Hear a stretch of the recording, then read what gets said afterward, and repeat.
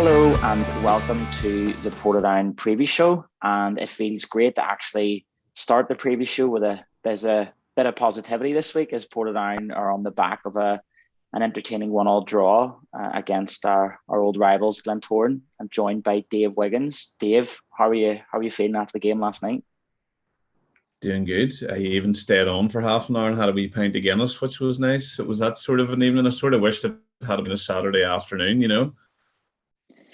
Yeah, there was a lot of happy faces last night leaving Shamrock Park, and yes, okay, it's only a draw, but you know it's a good building, a good draw. It's a building block. The Glens came down, and our first home league goal. What did we say for 2 months? 11th of December. 11th of December, Cliftonville at home. Yep, an actual goal in the league at Shamrock Park. Magic. Indeed. So before dissect the game last night, I'd just like to say if you fancy liking and subscribing to the Reports TV YouTube channel, and you can also check this out on Spotify, Anchor, Google Podcast, Apple Podcast, all good podcast sites and probably some bad ones too. So if you could oblige, it would be very much appreciated. So with two games to discuss, we'll get straight into it. Glentoran last night, top of the league. We're second bottom of the league, polar opposite ends of the table. I think a lot of people came down thinking Glentoran were going to absolutely steamroll us. That wasn't the case as we came out fighting and battled to a credible 1-1 draw. So give us your thoughts on the game, Dave. Firstly, I'm the sort of sad person that if I see a tweet, I think to myself, I'm going to screenshot that and save it for later. So Glentoran supporter Stephen Allen with a PH said, we have to utilise these next two games against Warrenpoint and Portadown to get the goal difference up. Hopefully have Jay and Rory back to help with that. So when I read that after the match last night, it filled me with enormous amounts of satisfaction, you know. Listen, the hatred's still there, isn't it? Like, big time. That was the first time Glentoran were able to bring a full crowd to Shamrock Park because of the championship and COVID and all since 2017. So it's been a long time. And listen, fair play to them. I know they're top of the league. And, you know, if we were top of the league, we would be travelling in that kind of numbers probably as well. They filled that wee stand, didn't they? And that wee stand is like, what do you call it? Like, it's basically like a natural amplifier, isn't it? Like the sound that comes out of it is unreal, especially when it's full and the whole crowd's singing and the whole, you know, when they score a goal, when the opposition scores a goal, like it goes off like a rocket, doesn't it? It's some noise. So in some regards, it was nice to see the stand filled. It was Glentoran supporters, so that's always a bit of an eyesore for us, like, but yeah, I think they would have come down the road thinking, how many goals are we going to beat Portadown by, and thinking about goal difference, and maybe thinking this is easy. And I'm sure their manager instilled in them that it wasn't going to be an easy match. But again, it comes down to psychology. You know, those players are big money, full-time training, all of that stuff coming down the road to Shamrock Park to a mucky pitch, part-time team with young players and a new manager. I imagine they thought it was going to be a handy enough night. Although looking back through history, I don't know what any Glentoran player or supporter would ever think to come and face Portadown at Shamrock Park would be a walk in the park, because it's always a battle for them, you know, apart from the rare occasions. So last night was no different. Great game, wasn't it? Yeah, well, Portadown Glentoran games generally are, and I always think we lifted against them, and I always think we've got a fighting chance against them as well, no matter how good they're doing. And I think we matched them the whole game, to be perfectly honest. And we made one mistake, which we got punished with, you know, or punished for right at the death. And you're like, oh no, not again, like another late goal. Josh Docherty made that mistake, right? He'd played really well in the match. One missed pass. But actually, they got back and recovered in the next phase, didn't they? Yep. Then you have Shea McCartan, who top quality player. He got round the back there, and So you don't blame Josh Doherty for that goal. You know, the winger gets down and gets a cross in, and there McManaman or whoever arrived quite late. And I think the player didn't pick him up just running into the box, you know. So ironically, I think it was Oisin Connolly who maybe let him through to score the goal, not blaming him, but just nice then that our goal scorer ended up being Oisin up at the other side. And you could see how much the opening goal meant for Glentoran. You know, they ran the length, and I mean the full. It was like, what do you call your man? Adebayor. Thanks for reminding me of that there. Yeah. He ran the full length of the pitch to jump over the advertising and celebrate with the Glentoran supporters. And, you know, it was a sickener for us. The whole stand then was singing, and they were singing, you know, we're gonna win the league and Linfield won't believe us. And then it was just a really, really satisfying feeling then to go up. And I think Machigo sort of put a diagonal ball in, and the Glentoran defender didn't deal with it. It slipped through to Greg Hall, who steadied himself, and first time low hard cross, and Oisin Connolly got the touch, stuck it in the back of the net, and it was nice to see Oisin with a bit of passion celebrating the goal. And even one or two of our ball boys maybe just getting a wee bit excited too and getting involved in the celebration. So it's great for those kids as well. You know, you and me grew up seeing us win things and win lots of matches, but shout out to young kids who watch Portadown now, because this season, you know, they haven't had a whole lot to cheer about, but they just love coming, and they're just part of that belonging to a football club thing that we all feel, even when our team isn't going so well. So I think when you're a Portadown supporter this season, you keep going to the football because you've watched enough draws that you don't want to miss a goal, or you don't want to miss a good draw, or the victory that inevitably is going to come pretty soon here, or a couple of victories or more, you know. It was a good night, and it was a good night for the club, because when the away stand's filled, it means there's plenty of money coming into the club. We had more fans out than I thought we were going to have. Actually, there was a decent crowd out, and of course it was helped because the first two blocks were barricaded off, so it brought supporters a little bit closer together. And I always like that, because our big stand holds 1,850. So if you've 500 or 600 in it, it can look half empty. So I actually like it when it's kind of cordoned off and everybody has to get in together a little bit closer. So a good night to be a Portadown supporter. And yes, we celebrated a draw like it was a victory. And Glentoran supporters are giving us a whole lot of stick on the forums and all that. I don't give a shit, because, you know, first home league goal in 2 months. You know, we're struggling at the bottom. They're pushing on to try and win the league, which is a very good chance to do. So we're coming at it from two completely different places. So of course we're going to celebrate the draw. A bunch of new players, a new manager, new coaching staff. It's a good buzz and a good lift for everybody, especially going into an away mid-Ulster derby this Saturday. Indeed. Well, there was plenty of things to talk about during the Glentoran game. It's funny, the Glentoran fans, you know, giving it the big one about how they brought so many fans down. And I'll be honest, I've seen their Twitter a few times during the week, and it's a bit embarrassing, like the way they're getting on about we're the best supported team in the league and all that sort of carry on. Like, and it was just well, here's one for you. When's the last time Glentoran won the league? How many years ago? 2009, so it would have been 13 years ago. Correct. Who was their manager at the time? Alan McDonald. Correct, mate. You're good. You're as good as Johnny Dunlop with the old trivia, mate. I'm terrible at all that stuff. No, I was talking to one of their Blazers at just down the tunnel, and I couldn't believe it.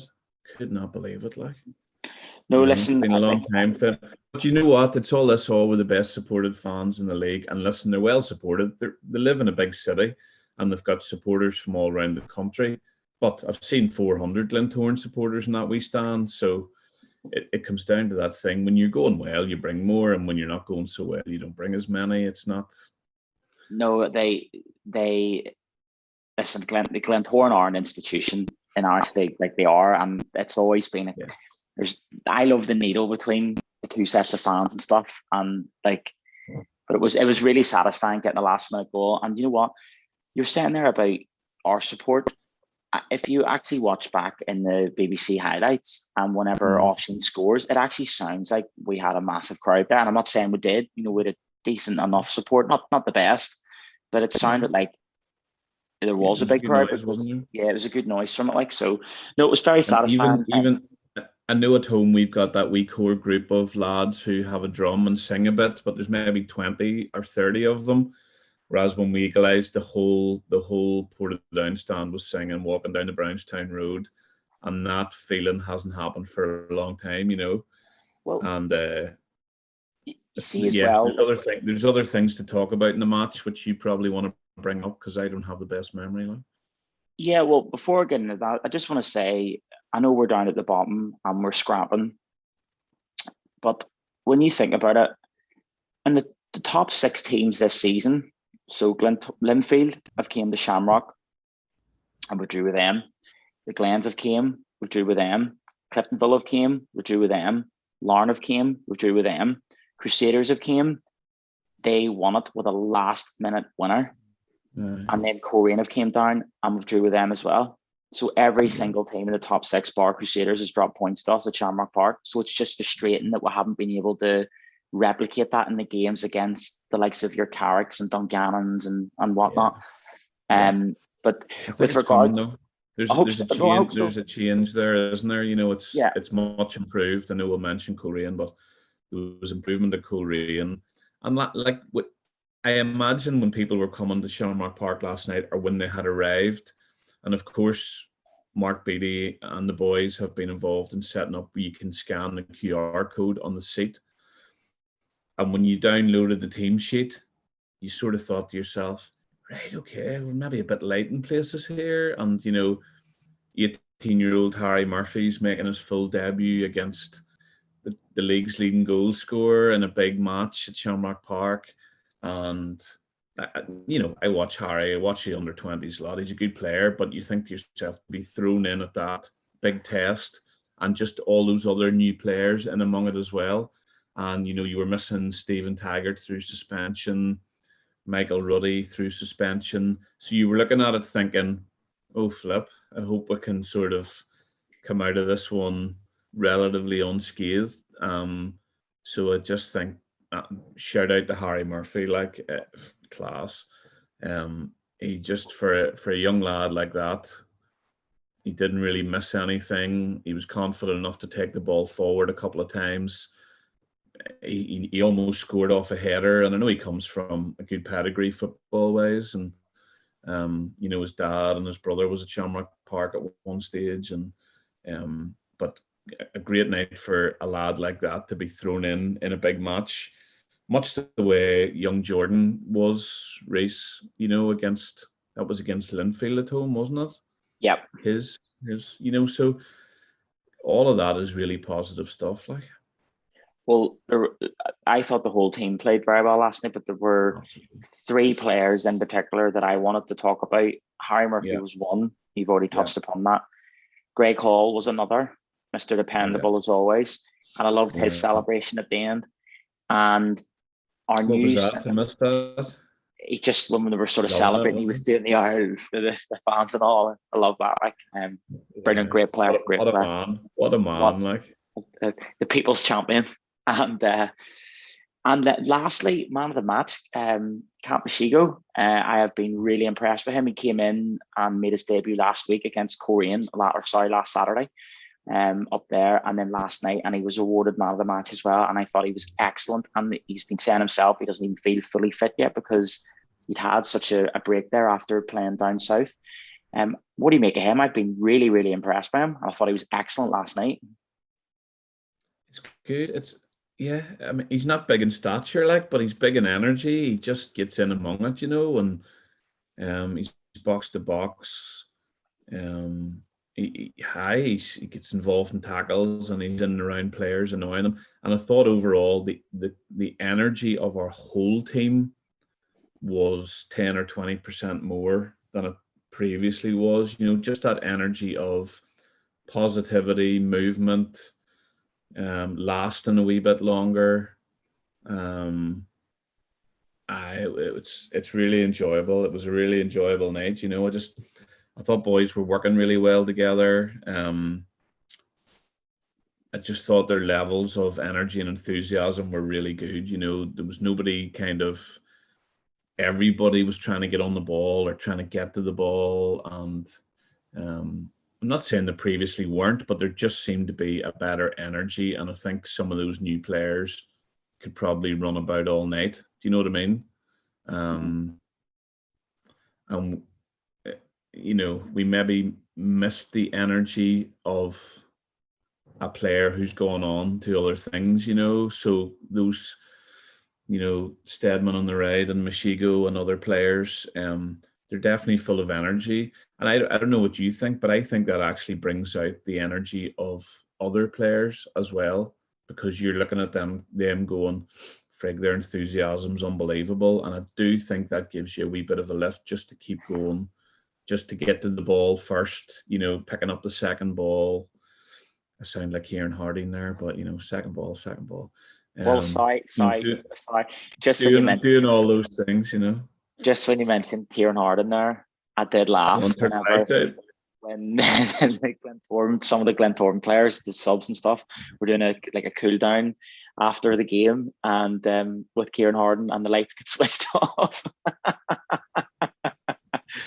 And there was a big cheer. That was most amusing. But no, you're entirely right there. And money's tight. Every penny counts. You get those lights cost a lot of money to run, so I think you have to leave the lights on for 10 minutes or something.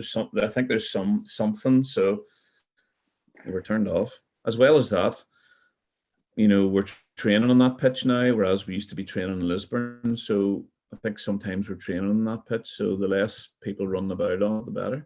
Yeah, no, fair enough. Weren't going to let the touring boys run about on it for 20 minutes, like. Well, speaking of running about, you've already mentioned his name. I thought Billy Stedman did plenty of running last night. He looked good, very workmanlike. And when Joyce Chatee came on as well, I thought he was very positive, as was Chrissy Lavery when he came on. I thought he played very well too. So, no, very pleasing last night, and hopefully we'll bring it into the game on Saturday, which is against Glenavon.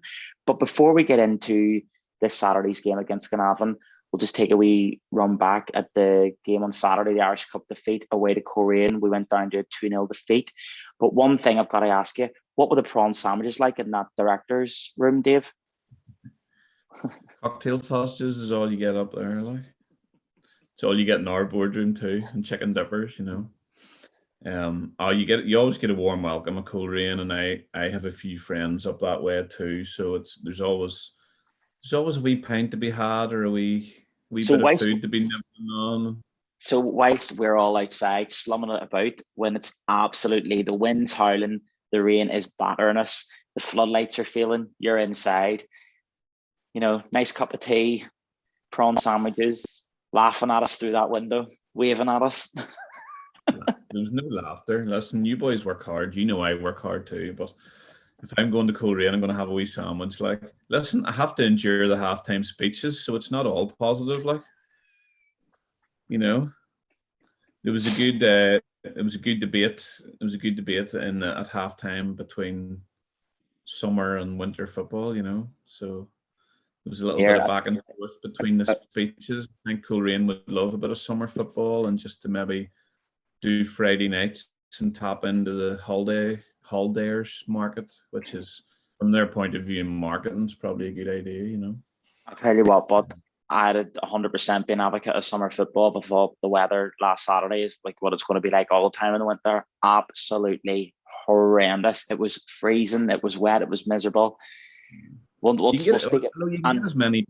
get as many bad days. I know. In the summer season, if it starts in, like, I think the League of Ireland starts pretty soon, so you're still in bad weather, and then it finishes in November, I think, where you could have the potential of bad weather too. But we'll leave that discussion and debate for another day. No, absolutely. You see, can I tell you a good story though about the Glentoran match before we move on to the Coleraine match? Yeah. Thanks, mate.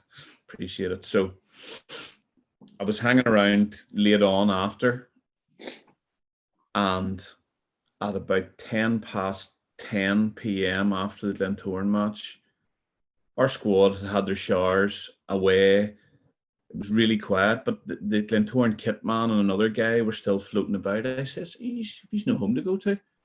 And he goes, so they're still in there. It's like, what? They're still in there? He says, aye, what do you think? I says, right, what's the crack? He says, oh, a couple of players have left early and he's waiting for them to come back before he starts into them. Yeah. Oh dear. So this is 10 past 10, quarter past 10.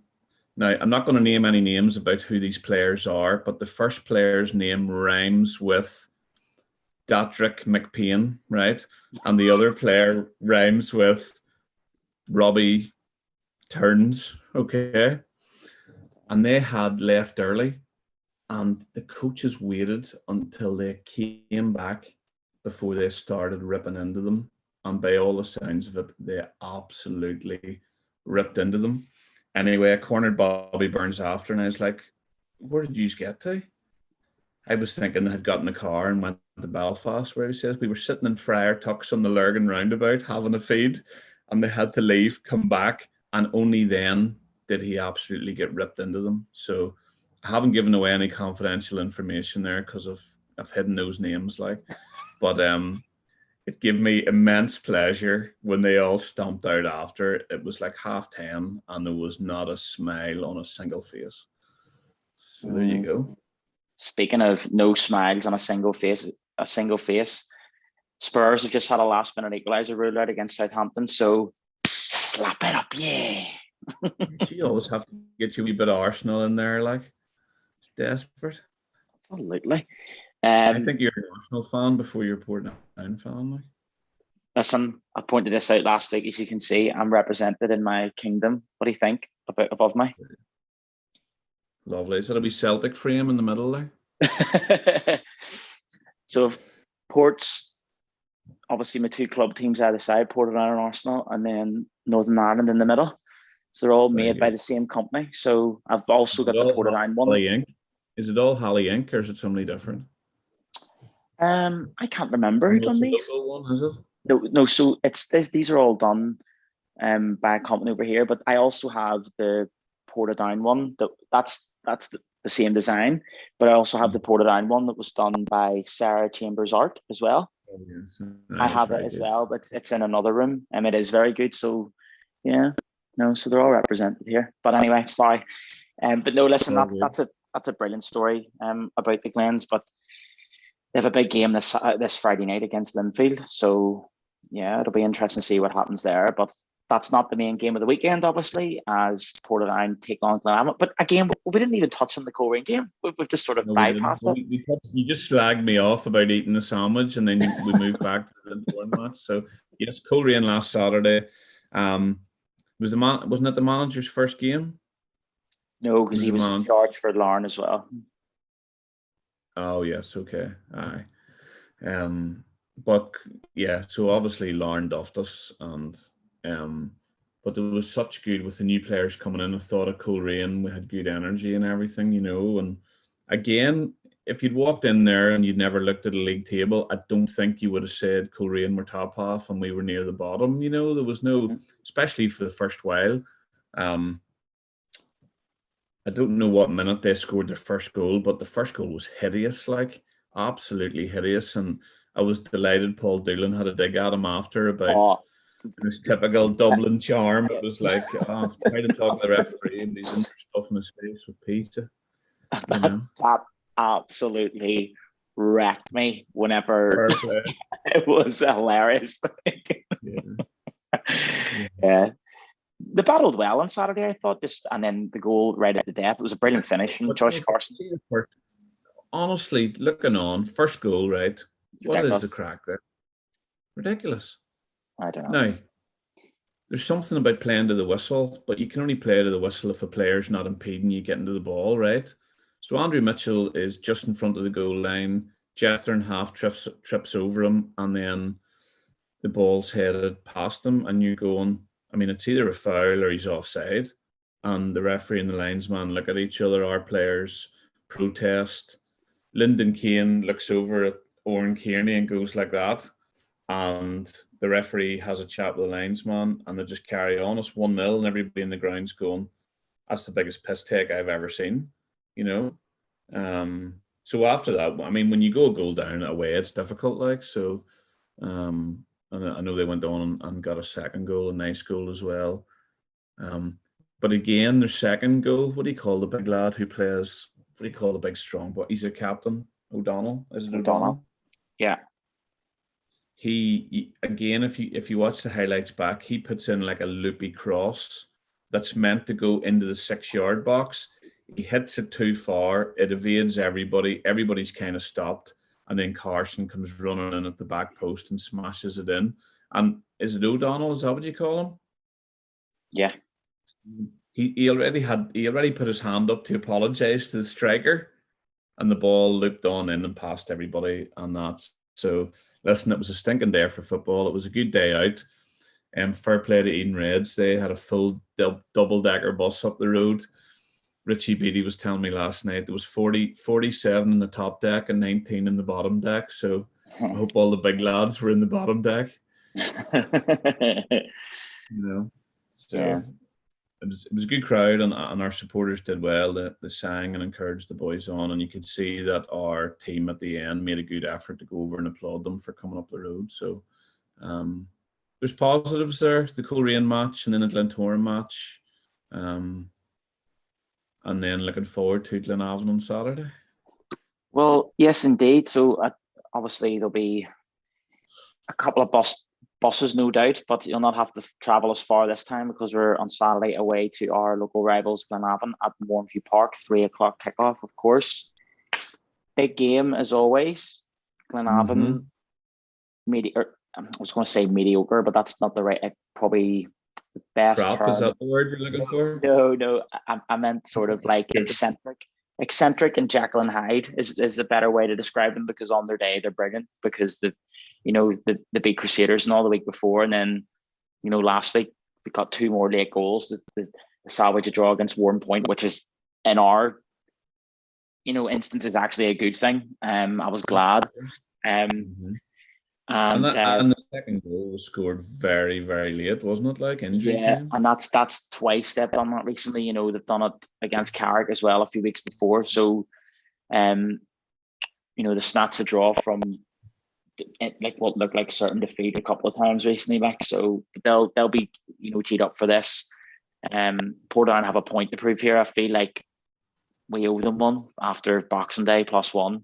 So I am excited going into the game now, because if we put the effort in and the industry that we did last night and stuff, and we'll have a bit more quality, in my opinion, after a few signings and all. You have to go into the match feeling confident. I know we do that anyway to our detriment sometimes, but for this match, there's a genuine feeling of we'll go to Mornview Park and give them a really good game, no doubt about it. Adam Sally's due to finish a chance or two one of these weeks. He had a couple of good opportunities at Coleraine, a couple of good opportunities against Glentoran on Tuesday night as well. One of them a good chance, one of them a half chance. So he's gonna hit the back of the net very soon as well. Just while it's in my head, I know what you're going to say here. I know what you're going to say, because you don't. It's completely random, mate. It's completely random. Right. Okay. Well, I know, because it just came out of my phone as well. Okay. It's just came on from Johnny Dunlop. That's just coincidence, to be perfectly honest.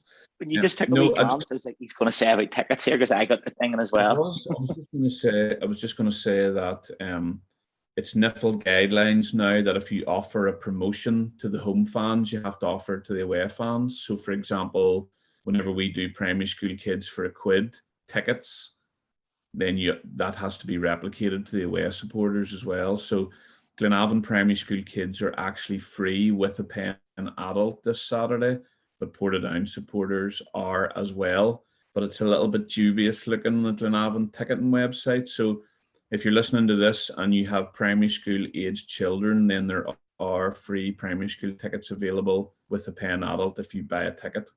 I'm not sure if that'll be replicated at the cash gate. I think it will have to be. So it's a good opportunity to go to Moorview Park on Saturday and bring the kids and make sure we have a good crowd, you know. Yeah, absolutely. Get to Moorview Park on Saturday. Bring your scarves, bring your hats, bring your trumpets, bring your drums, bring whatever the hell you want. Just make sure it's red and white. You know, it'll be good. It'll be a good day. And it's probably it's the first time new management have played a team who are close enough. I know they're probably 20 points above us, are they? I was looking at this earlier. We're on 14, and I think they're on 28. I'm going to go for it. I'm going to check this right now. Let me see. Check it out. Regardless of points, they're only a couple of positions. You know, they're not that far ahead of us. They're going to be bottom half of the table. So, it's their first chance to play a team who we have a strong chance of getting points. You know, I was close. They're on 33 points. Mathematics there. What is it? They're on 33 points because Glenavon still do. They're chasing down Ballymena for that 7th spot because you know the way 6th and 7th will be in that playoff for Europe into the pre-playoff. Like Ballymena are 6th, are they? Coleraine are 6th, Ballymena are 7th, and Glenavon are just behind them in 2 points. So they're still fighting the the outside chance of getting into Europe. Like so, but they're definitely a team. They're definitely a team who we can compete with and get points off. And when you read the Glenavon forum, which I do once in a while, shout out to Gangley. Who? You know that Glenavon supporter who's always on everybody else's forums just slobbering about anything and everything? No? No, but I've noted a few Glenavon fans that are always slobbering on Twitter, so I wonder if it's the same people. Yeah. The Glenavon fans aren't too happy with how their season's going and some of their players. I think they're very, as we've already said, they're very hit and miss. You know, they can, they're probably a wee bit like us. They're competing better against bigger teams and then struggling against teams further down. So I like going to Moorview Park, good place to watch football from, and it'll be a good afternoon out, good atmosphere. I would say after the Glentoran result here on Tuesday night, it gives people a little bit more optimism and it'll get a few more bums and seats and a few people across Craigavon to Moorview Park. Excuse me. Indeed. So yes, fingers crossed for 3 points on Saturday. I know we said every single week on this show, but hopefully this week it'll come true. You know what? See, before we end the show, Dave, I just got we had that weekly feature. I'm going to bring it back here and just a few quick fire questions for you, right? Put it on. And I also have an announcement. Will I make an announcement first and then we'll finish on the quick fire questions? Make the announcement first. Me and Johnny are a little bit less organized this month because it's been so busy. And listen, as you know, those media guys with the change of manager and new signings, they're literally working their full-time jobs and then working full-time for Portadown Football Club as well for free when it comes to all the social media and photographs and stories. So the head of the road player of the month for January has not yet been announced. And of course, they win an engraved tankard and a voucher for the Head of the Road, thanks to John Lawson, who owns the Head of the Road. That's a country pub restaurant at Tartarahan, just outside Portadown. And the January Head of the Road Player of the Month is... Drum roll? Don't say it. We'll do a drum roll. I'll do a drum roll, yeah. I'm not going to stay. I'm not going to steal your thunder. Right, ready? Is Jethron Barr. Well done, Jethron. I think that's his first player of the month this season. He probably could have won it other months, but I think January was the month when he was exceptional when you look back. So we couldn't go past him. So Jethron, will get you your tankard and get a photograph of you as soon as we can. There you go. Very well done to Jethron Barr. He's been making some exceptional saves, to be fair, so very well deserved. Nearly halfway through February already, so we'll be going again soon enough. Yep, very well deserved, and keep up the good work, Jethron. So before we go, we'll just do a quick fire round of questions for you about Portadown. So you've got 5 seconds to answer each question. Okay, there's 5 questions. Ready? I don't operate well under pressure, like. Right, 3, 2, 1, go. Favorite ever Portadown match? 1981 Irish Cup final. Good answer. Favorite ever Portadown player? 1991 Irish Cup final. Favorite? I mean, I always go back between important and favorite and all of that. I have to say, Greg Hall, legend. Good answer. Favorite ever Portadown kit? Man, Bing Crackers. I used to love the away Puma Ulster Carpets one. There's something about Joey Cunningham and that was just a bit sexy, you know. With the red shorts. And the short shorts, like, you know, but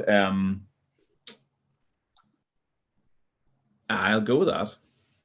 Although I love Tito. I used to love the Tito logo on our shirt. I thought that I just used to love that as well. But I'll go with the Puma Ulster Carpets one. Shout out to Ulster Carpets. Come back and sponsor us. Very good. Favorite away ground?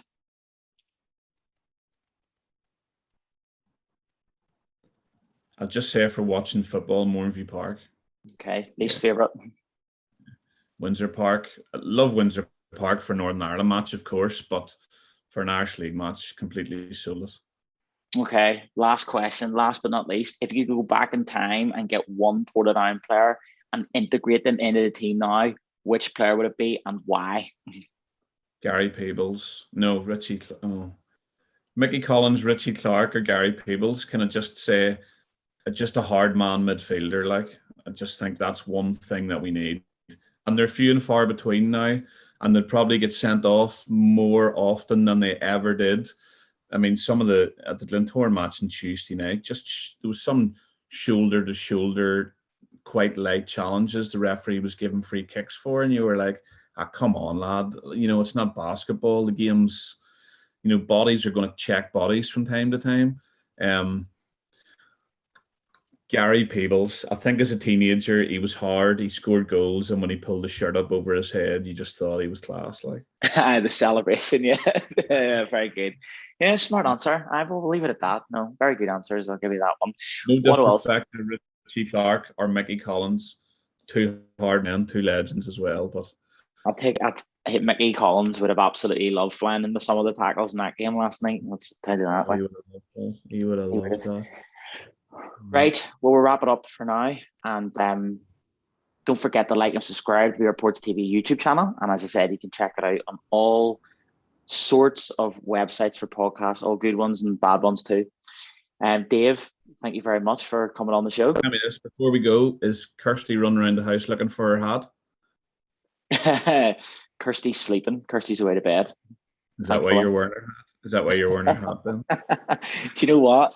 I would never really wear hats in the house, but my hair's not done, so that's great. I'll put the hat on tonight. Maybe you hadn't got paid yet, and then you'd no oil in your tank or something. No, not that bad. Not yet, anyway. Like so. Right here, listen. Good to hear from you. Enjoyed that, and big shout out to all Portadown supporters. Well done to Paul Doolan, Neil and Trevor, and everybody involved at the first team there, and all the players. That was a good result on Tuesday night, and Saturday is going to be something to really look forward to, and hopefully we'll have a good crowd and a good result. Looking forward to it. Indeed. Take care. See you on Saturday, folks. Thanks as always for watching and listening. Cheers.